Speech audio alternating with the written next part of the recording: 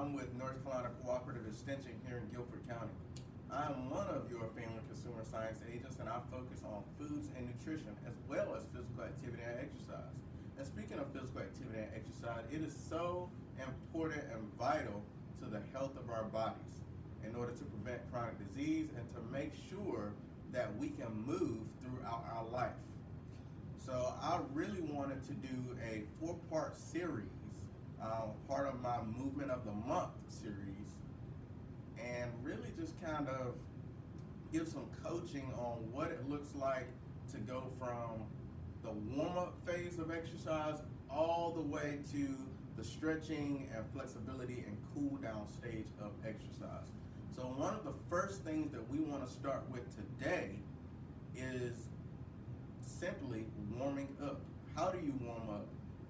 How do you get the muscles engaged for the exercise that you're about to do? So a few pointers that we want to emphasize is, why do we warm up? We warm up so that we can actually prepare the muscles, prepare the tendons, prepare our bodies as a whole for the exercise that we're about to do or the event that we're about to do. So we have a couple of ways that we warm up. A lot of folks would say the dynamic warm up is probably the best, especially if you're going to be doing movements that incorporate the whole kinetic chain. And what we mean by kinetic chain is essentially from the head to the toe. We're talking about your joints that stabilize, and also your body parts and joints that are mobile. So that's what we really want to engage. So one of the other things is, if you know that you're working mostly upper body, that's what you're going to emphasize on in the warm-up. If you know you're working lower body, you're going to emphasize most of your legs and lower body muscles and tendons and things like that. So that's what we want to focus on. So some folks, along with dynamic, a lot of athletes actually will do ballistic stretching, where you go past the range of motion. And that could be something so simple as maybe a high knee jump, or a simple leg swing that's really exaggerated. So it could be a lot of things like that. What I'm going to show you is really hone in on the dynamic stretching, and just getting our bodies ready and prepared for exercise. Because just like a rubber band, if you were to leave it in a cold environment, if you go to stretch it, it will snap. But if you warm that rubber band up, it will actually perform the way it's supposed to and not snap. Our bodies are the same way. We need to warm up in order to have an efficient exercise session.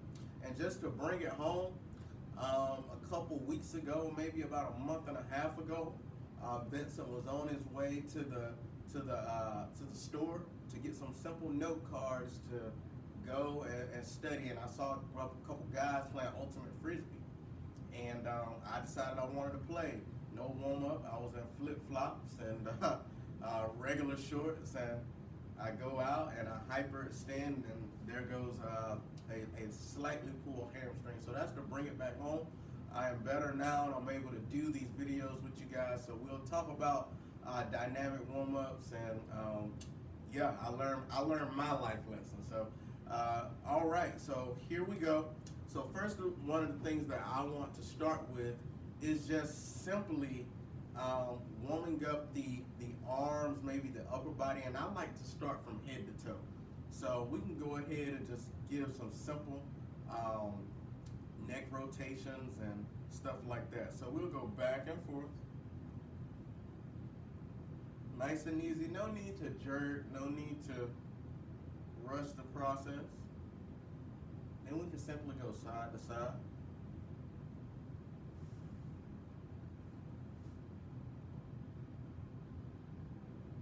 Then we can go around, rotate.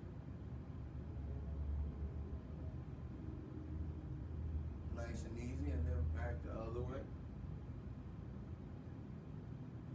We can also do some shoulder shrugs. Just simply shrug the shoulders and relax.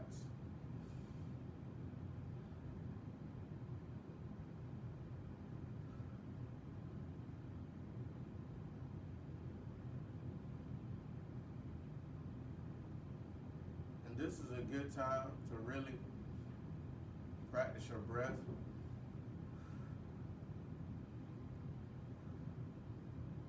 All right, arm circles.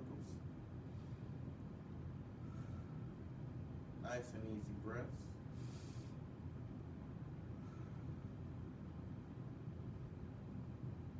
You can even switch directions.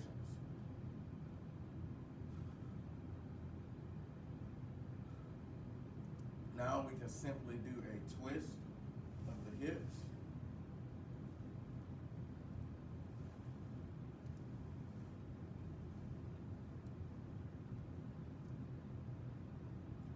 Going from a twist at the hips, stop, bend at the waist, legs straight, and just a simple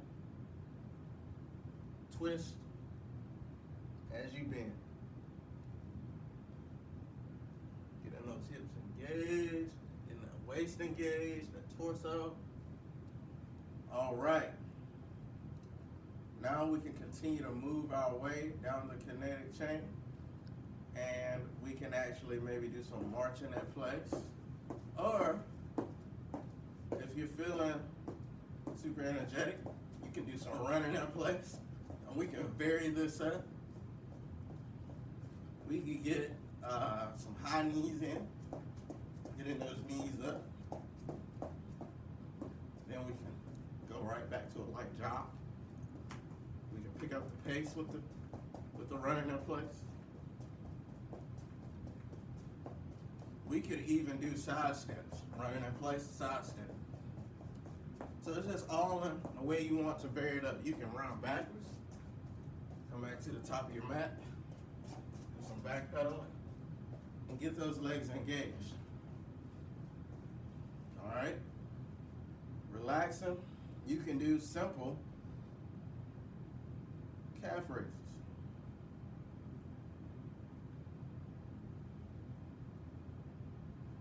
You can see if I turn to the side.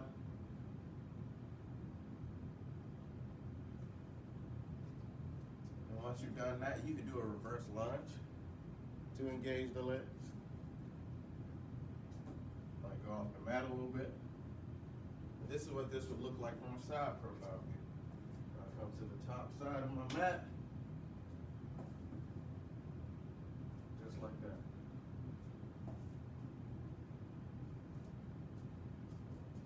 And coming back to center. All right, so those are some ways you can really get the body engaged, essentially from the head to the toe. So there will be a part 2 of this series, and I look forward to seeing you then. All right.